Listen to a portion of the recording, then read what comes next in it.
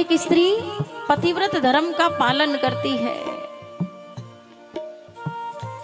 एक बार उसका पति थक हार कर जब घर को लौट कर आता है तो वो स्त्री अपने घर के प्रांगण में चावल बीन रही थी। अपने पति को आया हुआ देखकर उसकी सेवा में लग जाती है। खाट पर बैठे दोनों आपस में बातें करने लगते हैं। बातें करते करते उसका पति अपनी पत्नी की गोदी में सिर रखकर सो जाता है, गहरी निद्रा में सो जाता है। थोड़ी ही देर के बाद क्या हुआ, उस स्त्री का 15 महीने का बच्चा जो अग्निकुंड की ओर बढ़ रहा है, अब अपने सोए हुए पति को जगाती है तो पतिव्रत धर्म से विमुख हो जाती है। चुपचाप सहन करती गई। जब उसका बालक अग्निकुंड के समीप पहुंच गया तो उस स्त्री ने दोनों नेत्र बंद कर लिए और उसका बालक अग्निकुंड में गिर जाता है। थोड़ी ही देर के बाद उसका पति जब जगा, भागती हुई वो स्त्री अग्निकुंड की ओर गई तो क्या देखा कि उसका बालक उस अग्नि की ज्वाला में भी कलोल कर रहा है। अग्नि शीतल पड़ गई है।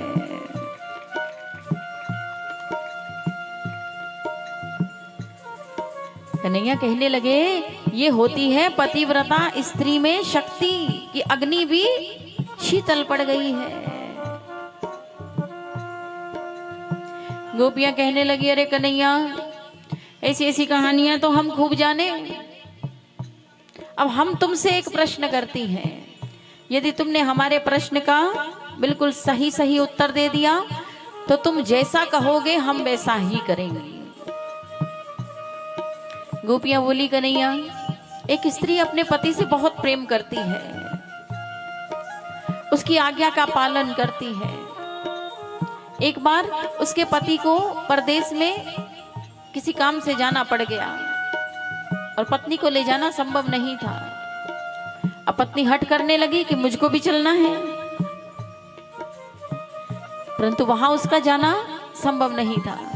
तो पति ने क्या किया, अपनी पत्नी को आज्ञा दी कि जब तक मैं लौट कर ना आऊं तुम मेरी तस्वीर की सेवा करना, उसी से बातें करना, उसी को भोग लगाना, तुम मेरी तस्वीर की सेवा करना। अब पतिव्रता स्त्री है, पति की आज्ञा का पालन करना पड़ा।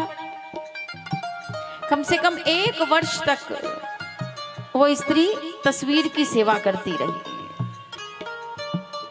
1 वर्ष के बाद जब उसका पति घर को लौट कर आया, केवाड़ खटखटा रहा है और वो स्त्री अपने पति की तस्वीर की सेवा में मग्न है।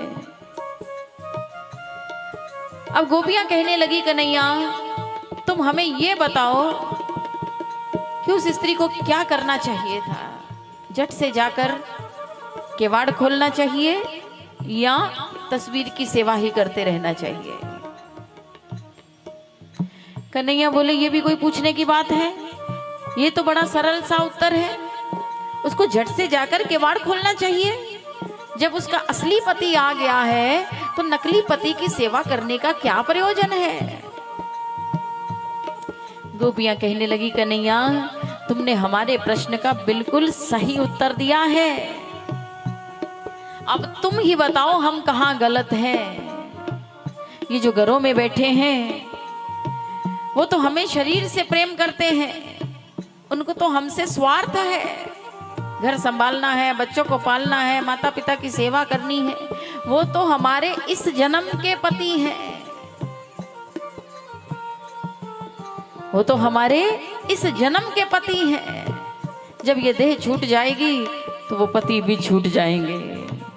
तो कन्हैया, तुम तो हमारे जन्म जन्मांतर के पति हो। हम अपने नकली पतियों को छोड़कर अपने असली पति के पास आ गई हैं। इसमें हमने क्या अपराध कर लिया? कन्हैया, गोपियों की इस भावना पर बड़े प्रसन्न हुए कि गोपियां अपना सर्वस्व ही उसको सौंपे हुए हैं, जन्म जन्मांतर का पति बनाए हुए हैं।